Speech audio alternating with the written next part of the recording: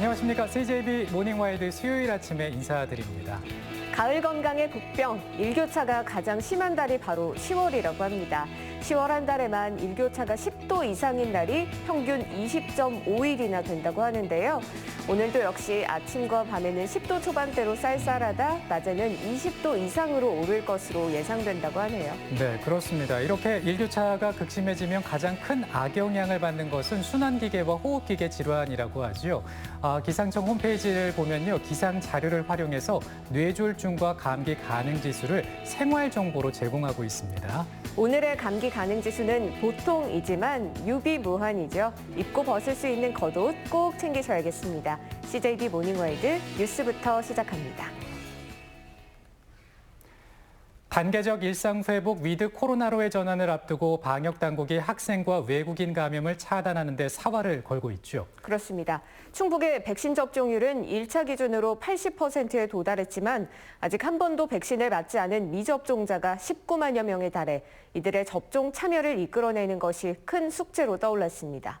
한편 도내 코로나19 신규 확진자는 84명이 추가로 발생했습니다. 김기수 기자입니다. 청주시 청원구의 한 초등학교에 선별 진료소가 세워졌습니다. 학생 확진자가 급증하자 방역당국이 오창 지역 전체 초중고 14개 학교와 인근 학교 2곳 등 16개 학교를 원격 수업으로 전환하고 학생과 교직원 전수검사에 나선 겁니다. 학교를 계속 소독을 하고 있는 중이고요. 학생들이 되도록이면 그 정해진 시간에 와서 검사에 참여할 수 있도록 외국인 선제검사에서 134명의 확진자를 찾아낸 음성구는 진단검사 행정명령을 오는 15일까지 연장했고 건설 현장 등에서 외국인 확진자가 발생했던 청주시도 어제 외국인 근로자에 대한 코로나 검사 행정명령을 내렸습니다. 도내 백신 접종률은 전국 평균을 조금 웃돌고 있습니다.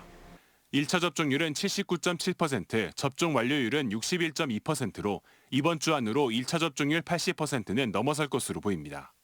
남은 관건은 미접종자들의 접종 참여를 이끌어내는 겁니다. 충북에는 백신 접종 대상자지만 아직 한 차례도 접종을 받지 않은 사람이 19만여 명에 이릅니다.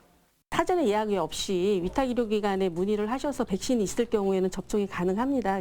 백신 접종을 함으로써 이제 코로나 확진이 됐을 때 가는 위중증이나 치명률을 완화시킬 수 있기 때문에 코로나 전담병원인 베스티안 병원과 충북대병원 등의 의료진 추가 접종, 이른바 부스터샷은 어제부터 이번 달 말까지 진행될 예정입니다. CJB 김기수입니다. 얼마 전 청주시의 한 음식물 쓰레기 위탁업체의 비위 의혹을 보도해드렸는데요.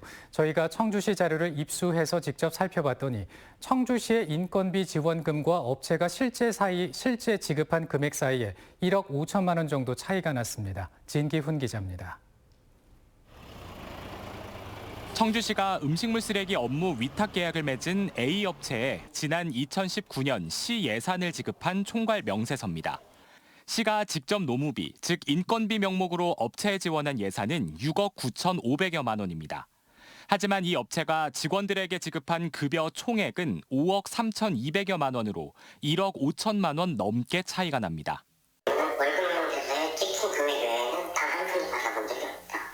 차액 1억 5천여만 원의 행방에 대해 업체 측은 문제 없이 지급했다는 입장인 반면 청주시는 수사 의뢰를 검토하고 있습니다. 차액 분에 대해서 그거를 어디에 이윤으로 했는지 아니면은 행방 그런 거에 대해서 할 거고. 인건비뿐만이 아닙니다. 청주시는 업무 수행 중 발생한 과실에 대비해 이 업체에 연간 700만 원의 보험료를 지원하고 있습니다. 하지만 지난해 음식물 쓰레기를 처리하다 발생한 장치 파손 사고의 경우 보험 처리를 하지 않고 직원 3명에게 수리비 200만 원을 물렸다가 CJB 취재가 시작되자 돈을 돌려주는 일까지 있었습니다. 회사 분위기상 그거를 우리가 처리하지 않고 회사에다가 이야기를 해서 보험 처리가 되면 그냥 바로 사표 내고 가는 거예요. 대표 가족의 위장 취업 의혹과 관련해서도 업체가 청주시에 제출한 자료에는 하루도 빠짐없이 출근했다고 기재돼 있는데 취재진이 입수한 근무 일지에는 당사자의 이름이 없었습니다. 업체를 둘러싼 각종 의혹이 명쾌하게 해소되려면 경찰 수사가 불가피해 보입니다. CJB 진기훈입니다. 최근 가까운 거리를 이동할 때 전동 킥보드 이용하는 분들 많은데요. 제품별로 주행거리가 최대 2배 차이가 나는 등 주행 성능과 안정성에 큰 차이가 있는 것으로 조사됐습니다. 이윤영 기자의 보도입니다. 개인형 이동수단으로 인기가 많은 전동 킥보드. 최근 젊은 층을 중심으로 수요가 크게 늘고 있습니다. 한국소비자원이 시중에 판매 중인 6개 제품을 시험한 결과 완전히 충전한 상태에서의 주행거리가 21km에서 42km로 제품별로 2배나 차이를 보였습니다. 또한 방전된 배터리를 완전히 충전하려면 5.6시간에서 최대 7.2시간이 필요했는데 필요 전력량과 충전 시간이 반드시 비례하진 않았습니다. 등판 성능이 부족하면 오르막 주행 중 정지하게 되는데 미니모터스와 유로휠의 등판 성능이 눈에 띄게 우수했습니다. 평소 본인의 이동거리와 오르막 등의 주행 환경을 우선 확인하시고 배터리 용량이나 주행거리, 가격 등을 종합적으로 고려하여 선택하시는 것이 좋습니다. 발화나 폭발 등 배터리 안전성과 주행 안전성은 전 제품이 안전 기준에 적합했습니다.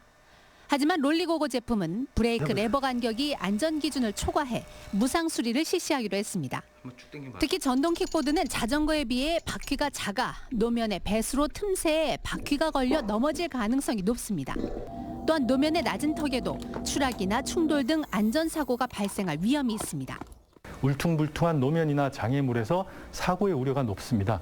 이에 소비자분들께서는 안전보호 장구를 꼭 착용하시고 노면 상태를 확인하고 저속 주행을 주로 하시는 게 바람직합니다. 한국소비자원은 전동 킥보드 화재의 78%가 충전 중에 발생한다며 각별한 주의를 당부했습니다. CJB 이윤영입니다.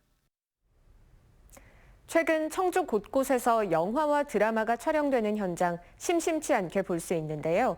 청주는 도시와 농촌의 모습을 모두 가지고 있고 최근에는 코로나19로 인해 수도권 촬영이 까다로워지면서 청주를 자주 찾고 있습니다. 조용관 기자입니다.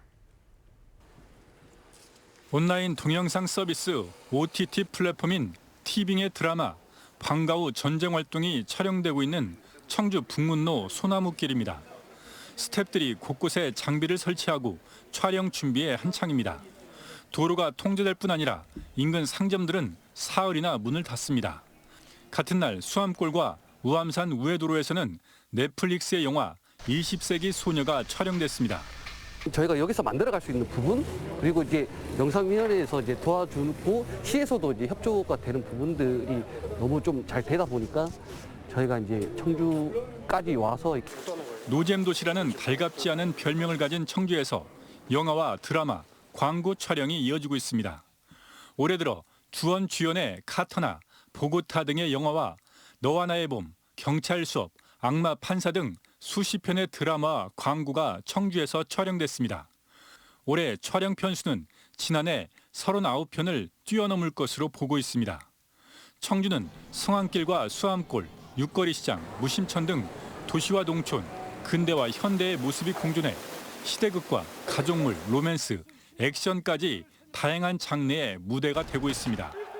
2017년 구성된 청주 영상위원회의 지원과 함께 최근에는 코로나19로 인해 수도권 밖 촬영을 선호하고 있습니다. 청주의 주요 장소라든지 명소 같은 데도 노출이 되고요.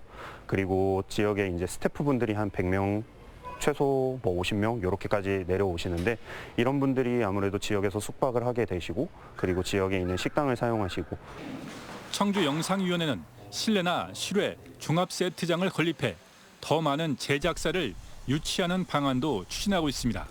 CJB 조윤광입니다.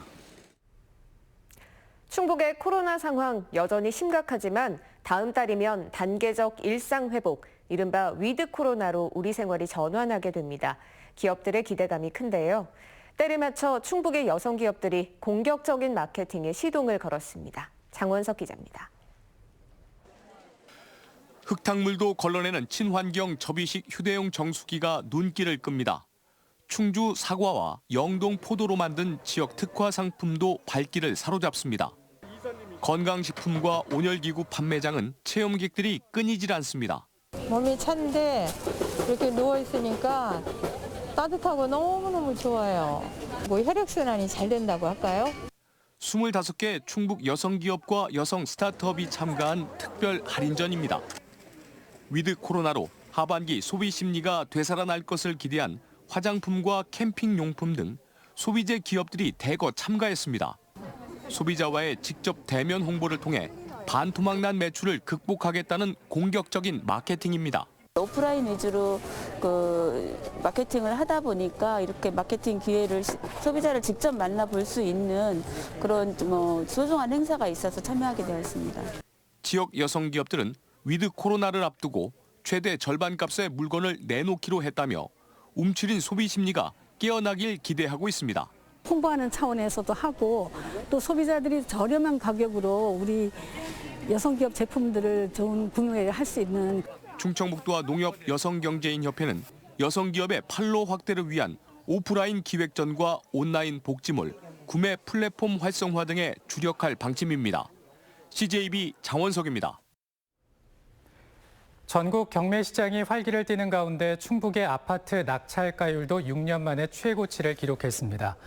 법원 경매 전문기업 지지 옥션에 따르면 지난달 충북 아파트 낙찰가율은 90.9%로 지난 2015년 9월 이후 가장 높았습니다.